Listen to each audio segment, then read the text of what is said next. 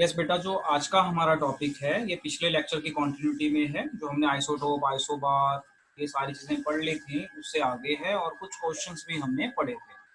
आज का जो हमारा टॉपिक है, इस टॉपिक का नाम है इलेक्ट्रोमैग्नेटिक स्पेक्ट्रम ऑफ लाइट। जो है ना, स्पेक्ट्रम ऑफ इलेक्ट्रोमैग्नेटिक रेडिएशन। जो हमारी लाइट है, सनलाइट, इस लाइट को इलेक्ट्रिक और मैग्नेटिक फील्ड का कॉम्बिनेशन माना जाता है, और इस लाइट को हम इलेक्ट्रोमैग्नेटिक स्पेक्ट्रम कह देते हैं। क्या कहते हैं? Electromagnetic spectrum. अब देखो, हमने 10th क्लास तक ये पढ़ा हुआ है कि जो व्हाइट लाइट है वो 7 कलर की होती है। ये यहाँ पे आपको दिखा रहे हैं, ये इतना पोर्शन, इसे कहते हैं विजिबल रीजन। क्या कहते हैं इसको? विजिबल। विजिबल होता है जो हमारी आंखों को नजर आता है। जो सनलाइट आती है हमारे तक, उसमें और भी कई चीजें होती हैं जिसे हमारी आंख नहीं देख सकती, और इस पूरी अरेंजमेंट को हम इलेक्ट्रोमैग्नेटिक स्पेक्ट्रम कहते हैं। सो व्हाट इज इलेक्ट्रोमैग्नेटिक स्पेक्ट्रम? तो आप यहाँ से अगर ध्यान से देखें तो आप यहाँ से रियलाइज कर पाएंगे इलेक्ट्रोमैग्नेटिक स्पेक्ट्रम में पहले तो कंपोनेंट्स देखो क्या क्या हैं। Gamma rays, X ray, UV ray, visible रे। और विजिबल रे तो हमें जो दिखती है वो विजिबल रे है, जो हम देख पाते हैं। ठीक है। तो उसके बाद infrared rays, microwave, FM, am, इनको रेडियो वेव्स कहते हैं। फिर लॉन्ग रेडियो वेव्स। अब इसकी डेफिनेशन क्या बनी? What is electromagnetic spectrum? It is the arrangement of components of light in the increasing order of their wavelength. अगर आप ध्यान से देखो नीचे वाली चीज, तो ये -16, -14, ये कम कम होते होते यहाँ पे बढ़ गया, यानी ये इंक्रीजिंग ऑर्डर ऑफ वेवलेंथ है। और अगर फ्रीक्वेंसी देखो तो डिक्रीजिंग ऑर्डर ऑफ फ्रीक्वेंसी है। सो आप इसमें से कोई एक फॉर्मेट याद रख लो। दोनों फॉर्मेट याद रखोगे तो कंफ्यूज हो जाओगे। आप वेवलेंथ वाला फॉर्मेट याद रख लो। So what is electromagnetic spectrum? It is the arrangement of components of light in the increasing order of their wavelength. Lambda जो है, lambda, lambda is a symbol of wavelength. ये चीज आपको ध्यान में होगी 9th क्लास से। एफ या फिर न्यू, ये किस चीज का सिंबल है? फ्रीक्वेंसी। सी और वी, हम इसे स्पीड ऑफ लाइट के नाम से जानते हैं। Speed of light in air and vacuum कितनी होती है? 3 × 10⁸ मीटर पर सेकेंड। यस। सो आप यहाँ से डेफिनेशन बनाइए। What is electromagnetic spectrum? It is the arrangement of different components of light in the increasing order of their wavelength. तो सबसे कम wavelength किसकी होती है? रेडियो वेव्स की। और सबसे ज्यादा वेवलेंथ किसकी होती है? गामा रेज की। विजिबल पार्ट, विजिबल स्पेक्ट्रम क्या होता है? जो ह्यूमंस को नजर आता है। जो ह्यूमन बींग्स हैं वो लाइट के जिस हिस्से को देख पाते हैं या जिसमें अपना काम करते हैं सारा देख के, उस हिस्से को हम क्या कहते हैं? विजिबल। इसे हम कहते हैं visible spectrum. So this is the your definition for electromagnetic spectrum. So what is the definition for electromagnetic spectrum? Arrangement of wavelength, arrangement of different components of light in the increasing order of their wavelength. अब हम आगे चलते हैं।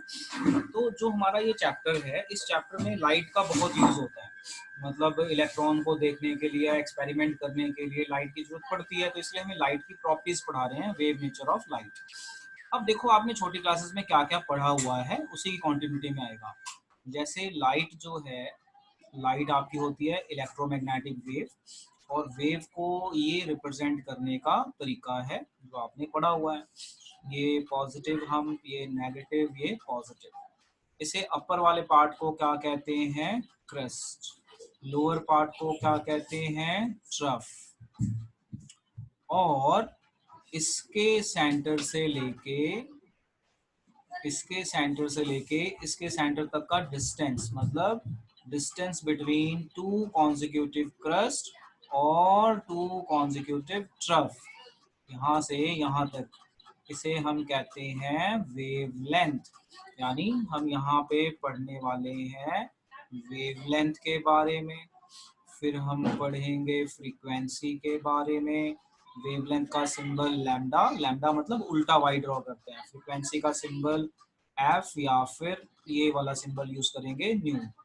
ठीक है, और फिर आता है हमारा एम्पलीट्यूड। एम्पलीट्यूड का सिंबल हम ए यूज करने वाले हैं। एम्पलीट्यूड क्या होता है? जो ये आपकी वेव है, तो वेव की मैक्सिमम हाइट कितनी है उसे एम्पलीट्यूड कहते हैं। ठीक है, और फ्रीक्वेंसी क्या होती है? नंबर ऑफ वेव्स फॉर्म पर सेकेंड। अब इस चैप्टर के न्यूमेरिकल्स करने के लिए हमें कुछ चीजें पता होनी चाहिए। तो आपको एक इमेज नजर आ रही है यहाँ पे, तो ये हमें याद होना चाहिए एकदम अच्छे से। जब हमें ये याद होगा हम तभी न्यूमेरिकल कर पाएंगे। जैसे 1 A0, ए नॉट को कहते हैं angstrom. 1 angstrom is equal to 10⁻⁻10 metre. 1 picometre 10⁻⁻12 metre. Angstrom, picometre, ये दोनों बहुत यूज होते हैं। और एक ये nanometre. 1 FM, femtometre 10⁻⁻15। 1 nanometre, NM, nanometre is 10⁻⁹ metre. तो एंगस्ट्रॉम, पिकोमीटर, नैनोमीटर ये ज्यादा यूज होते हैं, बाकी ज्यादा यूज नहीं होते। 1 माइक्रोन 10⁻⁻6 मीटर। 1 मिली माइक्रोन, तो मिली मतलब -3 और यू मतलब -6, तो ये ऐड होके -9 बन गया। So keep in mind. तो ये चीजें ज्यादा यूज नहीं होती। सबसे ज्यादा एंगस्ट्रॉम, पिकोमीटर, नैनोमीटर यूज होता है। तो मैं यहाँ पे लिख के आपको इसे समझा भी देता हूँ। देखो, 1 angstrom, it is all equal to 10⁻⁻10 meter. Keep in mind, 1 nanometer 10⁻⁹9 meter. 1 picometer, 1 picometer 10⁻⁻12 metre. तो ये जो मैंने यहाँ पे लिखा है ना, ये न्यूमेरिकल्स में ज्यादातर यूज होगा, बाकी रेयरली यूज होता है। ठीक है, फिजिक्स में यूज हो जाए अलग बात है, आपका ये ज्यादातर यूज होने वाला है। तो अब आप ये समझिए एक बार ध्यान से कि जब हमने आइसोटोप, आइसोबार कर लिया, उसके बाद जब हमारी डिस्कवरी और आगे जाती है रदरफोर्ड मॉडल के बाद, तो वो हमने पढ़ने नहीं है, 9th से रिलेटेड है, आप इसे बुक से पढ़ लेना। हमने यहाँ पे बोहर मॉडल पढ़ेंगे बाद में जाके। तो बोहर मॉडल से पहले लाइट से रिलेटेड बहुत सारी डिस्कवरीज आई, जैसे इलेक्ट्रोमैग्नेटिक स्पेक्ट्रम आ गया। अब ये पढ़ा रहा हूँ, अब मैं इसके बारे में पढ़ाऊंगा आगे, फिर इससे न्यूमेरिकल करते हैं। देखो, अब यहाँ पे जो इंपॉर्टेंट चीज है, what is the charge on electron, ये याद कर लेना। Charge on electron 1.6 into 10⁻⁻19 coulomb. आपके एक्स्ट्रा बुक में बहुत कुछ दिया हुआ है, प्रोटॉन, ये सारा वो, तो आप कर सकते हैं, बट मैं वही बता रहा हूँ जो जरूरी है। क्योंकि +1 में मैंने ये देखा है, बच्चे को ज्यादा बता दो ना, तो जो उसको याद रखना चाहिए वो भी नहीं याद रख पाता। तो +1 में हम उतना ही करेंगे जितना जरूरी है, जिससे आपका बेस बन जाए और आप चीजों को अच्छे से समझ पाए।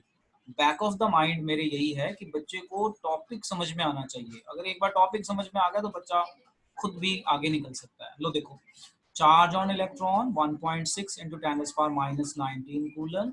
Mass of electron 9.1 into 10⁻31 kg। Velocity of light c से डिनोट करते हैं, और कितना होता है 3 into 10⁸ metre per second. Crust, rough, wavelength, ये मैंने आपको बता दिया।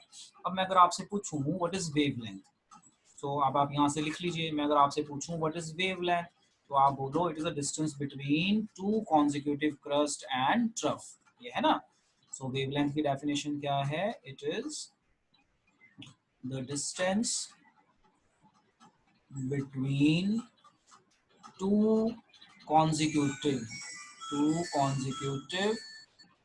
क्रस्ट और ट्रफ। इसकी जो एसआई यूनिट है ये मीटर में ली जाती है। इसकी एसआई यूनिट क्या ली जाती है? मीटर में। और यहीं पे यूज होता है। जैसे कई बार ना 1 एंगस्ट्रॉम दे देंगे, तो 1 एंगस्ट्रॉम 10⁻⁻10 मीटर, या कई बार हो सकता है नैनोमीटर में दे दें तो 10⁻⁹ मीटर, फेम्टो में दे दें, माइक्रो में दे दें। तो आप उस तरीके से आप इसे कर सकते हैं। तो हमें वेवलेंथ पता चल गया, it is a distance between two consecutive crust और ट्रफ। तो वेवलेंथ हमें पता चल गया क्या होता है, और आपको बता भी दिया। आप लोग नोट करते रहिए इसे साथ में, आगे चलते हैं। तो वेवलेंथ इज डन। अब आता है हमारा फ्रीक्वेंसी। फ्रीक्वेंसी क्या होता है इसे समझते हैं। मैंने यहाँ पे कुछ इमेजेस भी डाली हुई हैं। फ्रीक्वेंसी। फ्रीक्वेंसी को एफ या फिर ये इस सिंबल से दिखाते हैं, न्यू सिंबल से। अब फ्रीक्वेंसी होता क्या है, जैसे मैं लिख रहा हूँ तो मैं एक सेकंड में कितने अक्षर लिख सकता हूँ, वो मेरी राइटिंग फ्रीक्वेंसी है। इसी तरह से एक सेकंड में कितनी वेव्स बन रही हैं, वो फ्रीक्वेंसी है, लाइट फ्रीक्वेंसी।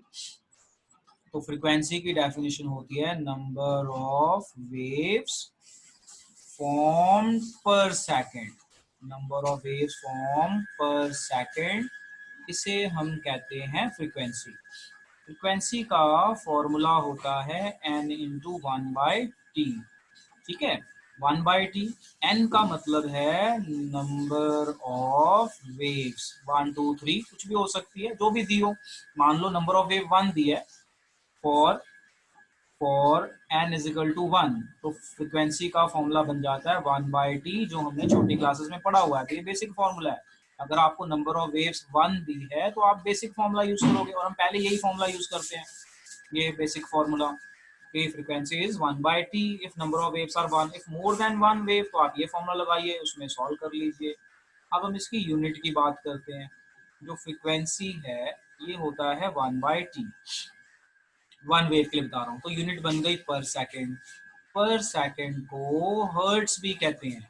यूनिट क्या बन गई फ्रीक्वेंसी की, है ना, 1/t पर सेकेंड, और हर्ट्स बोल दो। अब हर्ट्स आपको पता है तो कीप इन माइंड, बहुत ही इंपॉर्टेंट चीज है, बहुत बहुत इंपॉर्टेंट चीज। आगे चलते हैं, बेटा नोट करते रहिए। आगे चलते हैं, वेलोसिटी। तो वेलोसिटी तो मुझे समझाने की जरूरत ही नहीं है, this you already know what is velocity. और स्पीड जो है, हम केमिस्ट्री में कोई खास फर्क नहीं करेंगे वेलोसिटी और स्पीड में, डिस्टेंस अपॉन टाइम या डिस्प्लेसमेंट अपॉन टाइम ले लेंगे, तो जनरली ये ले लेंगे। एम्पलीट्यूड क्या होता है, जीरो से मैक्सिमम हाइट कितनी गई, अपवर्ड या डाउनवर्ड हाइट कितनी गई, उसे हम एम्पलीट्यूड कहते हैं, और इससे ज्यादा हमें कुछ यहाँ पे चाहिए भी नहीं, ठीक है। सो जस्ट टेक केयर, इसे बस ऐसे ही ड्रॉ कर लेना, इनकी डेफिनेशंस नहीं पूछी जाती है, इजी है। जो मैंने पीछे लिख दी उनकी डेफिनेशंस पूछी जाएंगी। एम्पलीट्यूड एक बार दोबारा बता देता हूँ। जैसे ये है, ये वेव का हम इतना गया, तो इसका एम्पलीट्यूड इतना आएगा। ये आपका जो मैक्सिमम हाइट है, ये maximum height from zero position, इसे हम एम्पलीट्यूड कहते हैं। जैसे साउंड में आपने कैसे पढ़ा हुआ था, देखो मैं बोलता हूँ, जैसे मैं ना धीरे से बोलता हूँ तो मेरा एम्पलीट्यूड होगा कम, अगर मैं चिल्ला के बोलूंगा बहुत लाउड तो मेरा एम्पलीट्यूड हो जाएगा ज्यादा, यानी क्रस्ट और ट्रफ की हाइट ज्यादा। तो ये था हमारा सॉफ्ट साउंड। तो ठीक है जी। So you are able to just recall कि हमने उसमें 9th में क्या पढ़ा हुआ है रिलेटेड टू दिस। हमने, I don't know, my pen is not working here, just wait, getting my voice. Yes, sir. Yes. Okay, now let us move further. तो मैं एम्पलीट्यूड के बारे में बता रहा था। जैसे मैंने बोला सॉफ्ट, सॉफ्ट बोलूंगा तो एम्पलीट्यूड कम, और बहुत लाउड बोलूंगा तो एम्पलीट्यूड ज्यादा हो जाएगा, जैसे आप यहाँ पे देख पा रहे हैं। तो खैर ये मैं आपको जस्ट समझा रहा हूँ कि एम्पलीट्यूड क्या होता है। एम्पलीट्यूड होता है कि जीरो पोजीशन से मैक्सिमम हाइट कितनी गई क्रस्ट की और ट्रफ की, तो बस और कुछ भी नहीं है, ये वेव के एम्पलीट्यूड से रिलेटेड है। ओके, अब हम आगे चलते हैं। अब हम जैसे आगे चलते हैं तो एक हमारे पास नई टर्म आ रही है जो आपने इससे पहले नहीं पढ़ी हुई। That term is called wave number, very important. अब ये वेव नंबर क्या होता है, वेव नंबर को ये रिप्रेजेंट करने का तरीका है न्यू बार, और वेव नंबर की मैथमेटिकल डेफिनेशन होती है 1/λ। 1/λ मतलब वेव लेंथ पर यूनिट, है ना, लेंथ पर यूनिट। तो डेफिनेशन मैथमेटिकल हो गई रेसिप्रोकल ऑफ वेव लेंथ। अब जरा डेफिनेशन सुनो जरा ध्यान से, बड़ी इंपॉर्टेंट डेफिनेशन है। It is defined as number of wave length per unit length, number of wave length per unit length, ये वेव नंबर की डेफिनेशन है। Its SI unit is reciprocal of wavelength mathematically. However, commonly used unit is per centimeter, क्योंकि wavelength छोटी होगी तो पर centimetre में लेंगे। एसआई मीटर है और इसको शॉर्ट में पर सेंटीमीटर लेंगे। वेरी वेरी इंपॉर्टेंट, इसे आप याद कर लेना, वेरी वेरी इंपॉर्टेंट। सो कोई आपसे पूछे व्हाट इज वेव नंबर, तो आप फॉर्मूला लिखिए, फॉर्मूला लिखने के बाद ये डेफिनेशन लिख दीजिए। The defined as the number of wavelength per unit length, मतलब एक पर यूनिट लेंथ में एक सेंटीमीटर में कितनी वेव लेंथ बन रही है, that is called wave length. और पर मीटर और पर सेंटीमीटर में इसकी यूनिट है। अब एक बड़ा ही इंपॉर्टेंट क्वेश्चन है जो आपको यहाँ पे नजर आ रहा है, derive relation between speed, wavelength and frequency. Very very important, और ये आपने 9th में भी पढ़ा हुआ है। लो जी सीखो। देखो हमें पता है speed is equal to distance upon time. Speed का सिंबल ले लेते हैं v या c, जो भी है। डिस्टेंस मतलब मीटर, मीटर मतलब वेवलेंथ, टाइम मतलब t। अब मैं इसको ऐसे लिख लेता हूँ, speed is equal to lambda into 1/t। लिख सकता हूँ ना, कोई दिक्कत नहीं इसमें ऐसा लिखने में, तो ऐसा लिख दिया। अब ऐसा लिखने से मेरे पास एक इक्वेशन बन गई, v is equal to lambda into f, मतलब फ्रीक्वेंसी। तो ये एक रिलेशन आ गया which is very important for doing numericals. और इसको हम लिख सकते हैं c is equal to F lambda. क्यों लिख सकते हैं? क्योंकि v और c एक ही बात है। ठीक है, अगर मैं v या c लिखूं, c का मतलब वेलोसिटी है, v का मतलब भी वेलोसिटी है। बस फर्क इतना है कि अगर मैं c लिख रहा हूं तो ये लाइट के लिए है, और v मतलब फॉर एनीथिंग। अगर मैंने c लिखा है ना, तो c is for light only, v मतलब velocity of any any object, velocity of any object. तो यहाँ मैं लाइट करवा रहा हूँ, तो आप ध्यान रखो मेरा यहाँ v का मतलब c से ही है। तो c equal to F lambda बन गया, देयर इज नो प्रॉब्लम। ये भी वेलोसिटी ही है या स्पीड है, व्हाटएवर। अब c is equal to F lambda. तो ये एक हमारी इक्वेशन है जो हम न्यूमेरिकल्स में यूज करेंगे। कई बार कहते हैं फ्रीक्वेंसी निकालो, स्पीड दी होगी, वेवलेंथ दी होगी, तो आप निकाल लेंगे, थोड़ा कैलकुलेशन मुश्किल होगी। अब इसी डेरिवेशन को थोड़ा और आगे ले चलते हैं। तो और आगे ले चलें तो मैं इसकी इक्वेशन देखो कैसे बनाता हूँ, F is equal to C into 1/λ। देखो ये इक्वेशन बन सकती है ना, चेक करो। अगर मैं एफ को यहीं रख लूँ, लैम्डा को उधर ले जाऊँ, तो c/λ आ गया या 1/λ। अब आपको याद है 1/λ किसके बराबर होता है? Wave number. तो हमारे पास एक नया फॉर्मूला आया, frequency is equal to velocity of light into wave number. अब ये दो फॉर्मूले याद कर लो for doing numericals. Very very important, very very important.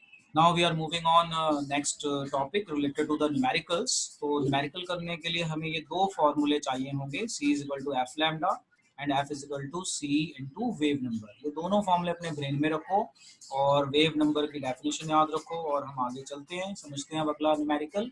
देखो जी, न्यूमेरिकल कह रहा है calculate wave number question mark and frequency question mark. You are given wavelength, 5800 angstrom. तो इस एंगस्ट्रॉम को मीटर में चेंज करो। अब आपको याद करवाया था 1 angstrom is equal to 10⁻⁻10 metre. तो क्या बना formula, wave number is equal to 1/λ। तो 1/5800 इंटू 10⁻⁻10। अब कई बच्चे ना ये कैलकुलेशन देख के ही डर जाते हैं, मतलब उनको तो ऐसा लगता है कि समझ नहीं आता क्या करें। बहुत आसान है कैलकुलेशन, कोई डिफिकल्टी नहीं है। देखो क्या करना है, 1 इंटू 10⁻10 कर दो, नीचे रह गया 5800। यहाँ से 2 जीरो कट कर दो, तो 2 जीरो कट कर दोगे तो 10⁸ रह गया, और ये रह गया 58। ठीक है जी। अब आप क्या करो, इसमें से 100 साइड में कर दो, 100 इंटू 10⁶ डिवाइडेड बाई 58 कर दो। तो जब आप इसे डिवाइड करोगे तो अब आपका आंसर आ जाएगा 1.24 इंटू 10⁶ मीटर पर मीटर। बस दैट्स इट। तो बच्चों में मैंने क्या देखा है कि जैसे ऐसी कैलकुलेशन मिले ना, उनके दिमाग चलना ही बंद हो जाते हैं। तो अगर आप चाहते हो कि आपका दिमाग चलते रहे, तो आप इस तरह से शॉर्टकट्स बनाओ, जैसे मैंने बताए, पावर ऊपर लेके 2 कम कर दी, फिर यहाँ से 100 बना दिया। इस तरह से आप टेक्निकली सॉल्व करो, बड़े आराम से आंसर आता है, there is no problem at all. इसका दूसरा पार्ट कि फ्रीक्वेंसी निकालो। तो हमारे पास फ्रीक्वेंसी के दो फॉर्मूले हैं, 1/t and c is equal to F lambda. ये दो फॉर्मूले हैं। तो इसमें से ये वाला तो लगेगा नहीं, ये वाला लगेगा। क्यों नहीं लगेगा ये वाला? क्योंकि हमारे पास टाइम तो दिया नहीं है, वेवलेंथ हमने निकाल लिया है, वेलोसिटी ऑफ लाइट हमें पता ही है कितनी होती है, ये तो हमें याद ही रखना है ना। लाइट है ना, देखो रेडिएशन बोल रहा है ना लाइट, तो लाइट की वेलोसिटी हमें पता ही है, तो हम निकाल लेते हैं फ्रीक्वेंसी। तो frequency is equal to c/λ C की वैल्यू होती है 3 into 10⁸ metre per second. Light है ना, याद रखना, ये दिया नहीं होगा पेपर में, अपना दिमाग लगाना है। तो ये होता है इतना। और वेवलेंथ आपकी जितनी भी आई है 1.2724 इंटू 10⁶, आप इसे सॉल्व कर लेना। आपका आंसर नियर अराउंड, ये तो आपका नहीं, सॉरी, ये वेवलेंथ नहीं था ना, वेवलेंथ तो आपका वही है ना जो हमने पहले यूज किया है। तो वेवलेंथ था हमारा 5800 इंटू 10⁻⁻10। अब इसको उसी तरीके से सॉल्व कर लेना जैसे बताया। इसको सॉल्व करोगे तो फ्रिक्वेंसी 5.12 इंटू 10⁻14 पर सेकेंड या हर्ट्स आ जाएगी। तो आप देखो यहाँ पे आंसर कितना है 5.17, मैंने कितना लिख दिया 5.2। तो आप राउंड ऑफ में भी लिख सकते हैं आंसर, ठीक है बेटा। तो you can always go for round off करके उसको आप लिख सकते हैं, there is no problem at all. I hope आपको ये चीजें भी समझ में आ गई होंगी। अब आप अपनी एक्स्ट्रा बुक खोलोगे ना, बहुत सारे क्वेश्चन है, डू इट योर ओन, खुद करोगे तभी आगे बढ़ोगे। अब आ जाओ आगे। अब हम जैसे ही आगे आते हैं तो हमारा टॉपिक आता है लाइट स्पेक्ट्रा, फिर टॉपिक आता है हमारा एटॉमिक स्पेक्ट्रा, फिर हमारा टॉपिक आता है हाइड्रोजन स्पेक्ट्रा। तो ये मैंने आपको होमवर्क में भी देना है, आपने ये अपनी एनसीईआरटी से पढ़ना है। कुछ समझ नहीं आएगा पर पढ़ लेना है फॉर योर नॉलेज, है क्या, पेपर में पूछते भी नहीं इसको ज़्यादा। अब देखो लाइट स्पेक्ट्रा क्या है। जब हम वाइट लाइट को प्रिज्म से पास करते हैं तो 10th क्लास रिकॉल करो, वाइट लाइट जो है 7 कलर में स्प्लिट हो जाती है, जिसे हम कहते हैं लाइट स्पेक्ट्रा। तो what is light spectra? When white light passes through a prism, it split into 7 colors called light spectra। तो फिर एटॉमिक स्पेक्ट्रा क्या हुआ भाई? अब इससे रिलेट करते हैं एटॉमिक स्पेक्ट्रा। अब इसको समझना, सुन लेना ध्यान से क्या होता है। आप क्या करो, आप एक ट्यूब में गैस ले लो, लेटर से हाइड्रोजन गैस, उसमें आप करंट पास करो, इतना करंट पास करो कि इसमें से लाइट निकल जाए। इस लाइट को प्रिज्म से पास करो, ध्यान से समझना। ऊपर नेचुरल लाइट थी, यहाँ पे नेचुरल लाइट नहीं है, यहाँ पे हम गैस से, जैसे ट्यूब है इस तरह की लाइट, गैस को हीट किया करंट पास करके, पॉजिटिव नेगेटिव मतलब करंट पास करना, और प्रिज्म से पास किया। तो जब हम प्रिज्म से पास करेंगे ना इस लाइट को, तो हमें इसमें एक स्पेक्ट्रम मिलेगा। उस स्पेक्ट्रम को हम कहते हैं लाइट, अपना एटॉमिक स्पेक्ट्रा। क्या कहते हैं? Atomic spectra. अब इसे एटॉमिक स्पेक्ट्रा क्यों कहते हैं? ऊपर वाले को लाइट स्पेक्ट्रा क्यों कहते हैं? क्योंकि ऊपर वाली जो लाइट है ये सनलाइट है, ये वाली जो लाइट है ना ये सनलाइट नहीं है, ये एटम्स और मॉलिक्यूल्स को एक्साइट किया हुआ है। एक्साइट मतलब एनर्जी बढ़ाई हुई है। देखो यहाँ पे मैंने बोला कि आप पॉजिटिव और नेगेटिव टर्मिनल, ये नेगेटिव टर्मिनल, ये पॉजिटिव टर्मिनल, मतलब करंट पास करके आपने हाइड्रोजन गैस ले ली मान लो, या आर्गन, कोई भी गैस ले ली, उसको इतना हीट किया कि वो लाइट एमिट करे। तो ये सनलाइट नहीं है, ये एटम से आती हुई एनर्जी है। लाइट मतलब एनर्जी। इस एनर्जी को प्रिज्म से पास करोगे तो जो आपको स्पेक्ट्रम मिलेगा उसे बोलते हैं एटॉमिक स्पेक्ट्रा। और अगर आपने वो हाइड्रोजन के लिए बनाया है तो उसे बोलेंगे हाइड्रोजन स्पेक्ट्रा। तो एटॉमिक स्पेक्ट्रा की एग्जांपल है हाइड्रोजन स्पेक्ट्रा, और भी गैसेस के लिए बन सकता है। तो very important. So what is atomic spectra? कि कोई गैस लेंगे किसी ट्यूब में, उस ट्यूब को हम करंट पास करके इतना हीट करेंगे कि उसके अंदर से लाइट आ जाए, उस लाइट को पास करेंगे प्रिज्म से, तो जो भी हमें स्पेक्ट्रम मिलेगा उसे हम बोलेंगे एटॉमिक स्पेक्ट्रा। अब आपने बुक में क्या पढ़ना है, क्योंकि ये याद रखने वाला ही है। जो हमारा एटॉमिक स्पेक्ट्रा है ये दो तरह का है, absorption spectra and emission spectra। absorption spectra and emission spectra। absorption spectra क्या होता है कि आप लाइट को, जो ये वाली लाइट है, पहले एक मीडियम से पास करो जिसमें कुछ कलर एब्जॉर्ब हो जाए, फिर उसका स्पेक्ट्रा देखो, उसे कहते हैं एब्जॉर्प्शन स्पेक्ट्रा। और एमिशन स्पेक्ट्रा ये आपके सामने है कि हमने लाइट को डायरेक्ट प्रिज्म से पास कर दिया, और जो भी हमें स्पेक्ट्रम मिलेगा उसे हम कहते हैं एटॉमिक, अपना एमिशन स्पेक्ट्रा, मतलब डायरेक्ट। एब्जॉर्प्शन मतलब रास्ते में कुछ रख दो जिससे, जैसे ये लाइट जा रही है तो लाइट के रास्ते में कोई एक ऐसा सोल्यूशन रख दो जो कुछ कलर को एब्जॉर्ब कर ले, तो कुछ कलर को एब्जॉर्ब कर ले तो कुछ ही कलर जाएंगे प्रिज्म से। जो हमें यहाँ स्पेक्ट्रम मिलेगा वहाँ पे हमें सारे कलर्स नहीं मिलेंगे, कुछ कलर मिलेंगे, तो उसे बोलेंगे एब्जॉर्प्शन। यहाँ पे हमने डायरेक्ट पास कर दिया, एमिशन स्पेक्ट्रा। अब याद रखो जैसे हाइड्रोजन हो गई, अलग अलग गैस का अलग अलग स्पेक्ट्रा बन सकता है। तो जो एटॉमिक स्पेक्ट्रा है ना, इसे फिंगरप्रिंट ऑफ एटॉमिक स्पेक्ट्रा भी कहते हैं, एटम्स कहते हैं। जो हमारा एटॉमिक स्पेक्ट्रा है ना, ये अलग अलग एटम के लिए अलग अलग तरह की वेवलेंथ और ये कलर दिखाएगा। तो इसे हम फिंगरप्रिंट ऑफ एटम भी कहते हैं। ध्यान से, क्या कहते हैं? Fingerprint of atom. तो what is your homework? Your homework is to learn atomic spectra and hydrogen spectra. मैंने बता दिया यहाँ पे, और यही चीजें आपको वहां पे मिलेंगी विद डिटेल, कलर भी बताया होगा। तो पेपर में इनमें से चीजें नहीं पूछी जाती ज्यादा, बट आप इसे पढ़ेंगे और इसे समझेंगे। ठीक है जी, एक बार दोबारा बताता हूँ, फिर आगे चलते हैं।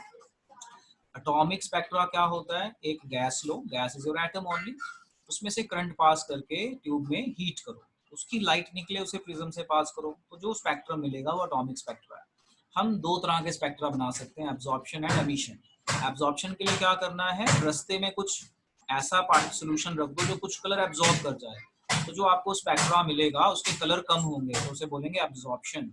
ये एमिशन है, यहाँ रास्ते में कुछ नहीं रखा, डायरेक्ट पास कर दिया, तो एमिशन स्पेक्ट्रा। फिर मैंने ये बताया कि हर एटम का अलग अलग तरह का स्पेक्ट्रा होता है, जिसे हम कहते हैं फिंगरप्रिंट ऑफ एटम। तो ये चीजें मैंने बताई, अब इसको आप ध्यान में रखिए। थोड़ा सा आगे चलते हैं। देखो, जैसे हाइड्रोजन गैस है, हाइड्रोजन गैस जब मैं हीट करूंगा, करंट देके इसको हीट करूंगा, तो जो इलेक्ट्रॉन होंगे ना, वो एनर्जी एब्जॉर्ब करके एक शेल से लोअर लोअर शेल से, मतलब वन शेल से हायर शेल पे चले जाएंगे। तो यही मैंने यहाँ पे दिखाया है कि जब हम हीट करते हैं एटम्स को, तो जो उनके इलेक्ट्रॉन है एनर्जी एब्जॉर्ब करके लोअर लेवल से हायर लेवल पे चल जाते हैं। अब डिपेंडिंग ऑन एनर्जी, अगर हमने एनर्जी कम दी है तो फर्स्ट से सेकंड शेल पे जाएंगे, ज्यादा दिया है तो फर्स्ट से 2 पे या 3 पे या 4 पे चल जाएंगे। आप इसको ऐसे सपोज कर लो कि मान लो ये आप हो इलेक्ट्रॉन, यू आर इलेक्ट्रॉन, और आपके पीछे डॉग पड़ गया, ऐसे समझ लो। तो डॉग पड़ गया तो आप डर गए, यानी हीटिंग इफेक्ट हो गया आपका। अब आप डर के फर्स्ट फ्लोर पे चल गए, डॉग फिर वहां आ गया, तो आप सेकंड फ्लोर पे, थर्ड फ्लोर पे चल गए। थोड़ी देर बाद आपने देखा भी डॉग चला गया, तो आपका घर ग्राउंड फ्लोर पे है, तो आप वापस आ जाओगे अपना ग्राउंड फ्लोर पे। तो ऐसा ही ये फ्लो चार्ट बनाया है कि हमने एटम को हीट किया, हीट करने पे उसकी एनर्जी बढ़ गई, एनर्जी बढ़ गई तो इलेक्ट्रॉन एक लेवल से दूसरे लेवल पे चल जाएंगे, तो ये दिखाया हुआ है दूसरे लेवल पे जाते हुए। और इसे कहते हैं एक्साइटेड स्टेट। जब एनर्जी बढ़ जाए, एक लेवल से दूसरे लेवल पे चला जाए, है ना, उसे क्या कहते हैं? Excited state. ये यहाँ पे स्पेल लिखा हुआ है, हाई एनर्जी स्टेट। ये है ना एक्साइटेड स्टेट और high energy state. Keep in mind, excited state और हाई एनर्जी स्टेट। तो ये हाई एनर्जी स्टेट कब आती है? जब एनर्जी बढ़ जाती है। अब आप हीट देना बंद कर दो, हीट देना बंद करोगे तो जो इलेक्ट्रॉन हायर लेवल पे चले गए थे, मतलब डॉग चला गया, तो आप अगर हायर लेवल पे थे तो जहाँ पे आपका लेवल है वहीं पे आओगे ना। अगर आपका घर ग्राउंड फ्लोर पे है तो टॉप से ग्राउंड पे आ जाओगे, अगर आपका घर सेकंड फ्लोर पे है तो टॉप से सेकंड पे आ जाओगे। तो इसका जो रिटर्निंग पाथ है उसको ड्रॉ करेंगे अब हम। उस रिटर्निंग पाथ को कहते हैं hydrogen spectrum, because we are doing for hydrogen. ये रहा। तो अब इसे समझो आप ध्यान से, क्या होता है हाइड्रोजन स्पेक्ट्रम। अगर पेपर में क्वेश्चन आ जाए रिलेटेड टू हाइड्रोजन स्पेक्ट्रम, तो ये वाला बनाना, रिटर्निंग पाथ। जो ये वाला दिखाया था, एनर्जी दी, इलेक्ट्रॉन एक्साइट होके हायर लेवल पे चल गए, हायर से जब वो वापस आते हैं तो उनकी जो रेडिएशन है वो अलग अलग रेंज में जाती है, हमें नजर आ भी सकती है, नहीं भी आ सकती। ये बताया हुआ है कि शेल 1 को लाइमन ने डिस्कवर किया था, वो अल्ट्रा वॉयलेट में है। बाल्मर, शेल 2 को बाल्मर ने, और ये विजिबल है, ये हमें दिख सकता है। शेल 3 को पास्चर ने, ब्रैकेट ने, फोर्थ, पफंड ने, फिफ्थ। तो क्या हुआ, जब हीट करने के बाद वो ठंडा हुआ हाइड्रोजन, तो वो जहां जहां से गए थे इलेक्ट्रॉन वहां वहां वापस आने लग गए। यानी टॉप फ्लोर वाला अगर फर्स्ट का था वो वापस आ गया, फिफ्थ वाला फर्स्ट पे आ गया, फोर्थ वाला फर्स्ट, ये वाला, यानी फर्स्ट वाले सारे आ गए। तो सेकंड फ्लोर से जो जो ऊपर गए थे वो पॉसिबिलिटी, टॉप वाला सेकंड पे, उससे नीचे, उससे नीचे, उससे नीचे। इसी तरह थर्ड फ्लोर के कहाँ कहाँ जा सकते थे वो नीचे। इस तरह से ये लाइंस बन गई। तो ये जो हमने लाइंस बनाई है ना रिप्रेजेंटेशन के लिए, वेव रिप्रेजेंटेशन के लिए, तो इसे हम कहते हैं हाइड्रोजन स्पेक्ट्रम।